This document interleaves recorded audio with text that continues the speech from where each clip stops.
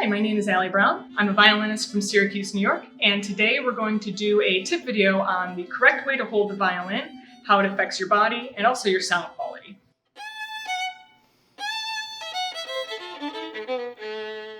The reason why I'm doing a tip video on this today is because I've been playing the violin the wrong way for so many years, and as I got older, it ended up causing a physiological condition within me called occipital neuralgia. And what that is, it's when your occipital nerve is either pinched or being irritated to the point that you start feeling burning nerve pain up your neck and up over your head. And it also causes migraines, cluster headaches, and that burning sensation can even come into your face. One of the things that I like to evaluate with a student is, do they have a long neck? If you're having tension problems in your shoulder or your neck, what kind of neck do you have? I have a long neck, and there's a way to measure to see what kind of neck you have. What you're going to do is you're going to take the width of your hand without your thumb, right here between your knuckles, and you're going to lay it down to your collarbone. I've got my guy in the way here. And if it fills up the space of your neck, you have a normal sized neck. If all 4 fingers don't fit, you have a short neck. If you can get more fingers in there, you have a long neck. I can get 3 more fingers into this space. So I have a very long neck for someone like me. One of the things I wanted to go over first is the standard setup that a violin comes with when you receive it. It will usually come with a wide cup chin rest that doesn't come up very far from the violin itself.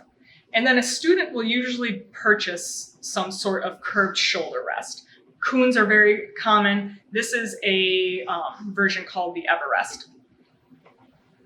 So for someone like me, this didn't work, but I had been using it for so long, and I want to show you why it didn't work.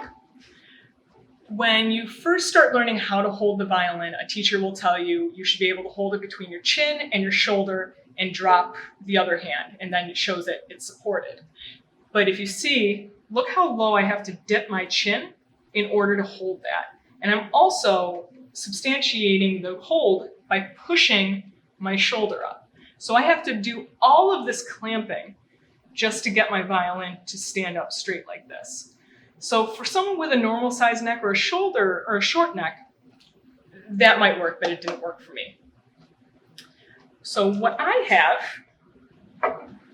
as my setup, I got a much taller chin rest. This is called a SAS 45 centimeter chin rest, as well as a Von Musica shoulder rest, which has a big curve to it, and you can also get longer legs for it, so that it stands up taller against your jawline.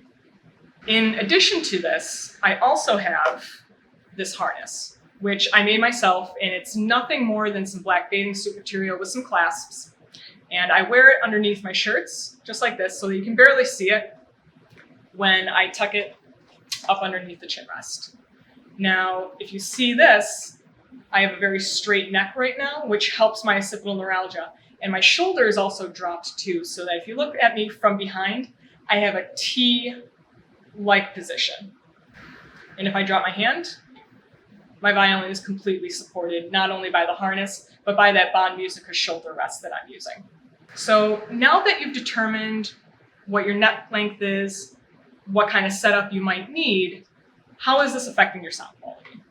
If you don't have the correct setup, you might be inclined to point your scroll down. And when you point the scroll down, gravity is going to catch your violin bow, and you're going to start playing over the fingerboard.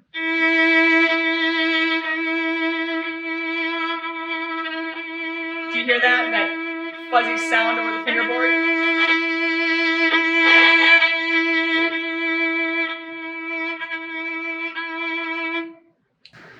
You get a much clearer sound as you get close to the bridge, not on top of the bridge, but closer to the bridge than you do over the fingerboard. When you're closer to that bridge, you can really get some weight into your bow and really get that violin string spinning. So if you have a properly positioned violin, it should be facing straight out from you, or it might even be pointed up a little bit, which is actually preferred. It all depends on your stance and how you're sitting. So if you're playing and you have a proper position, it's going to hold close to the bridge for that really, really true laser tight sound that you want out of a violin.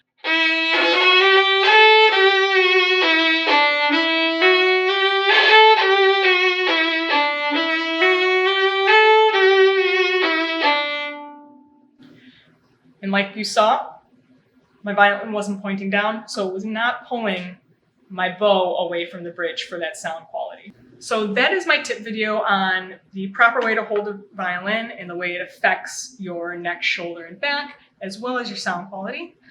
Thank you for watching and have fun making music.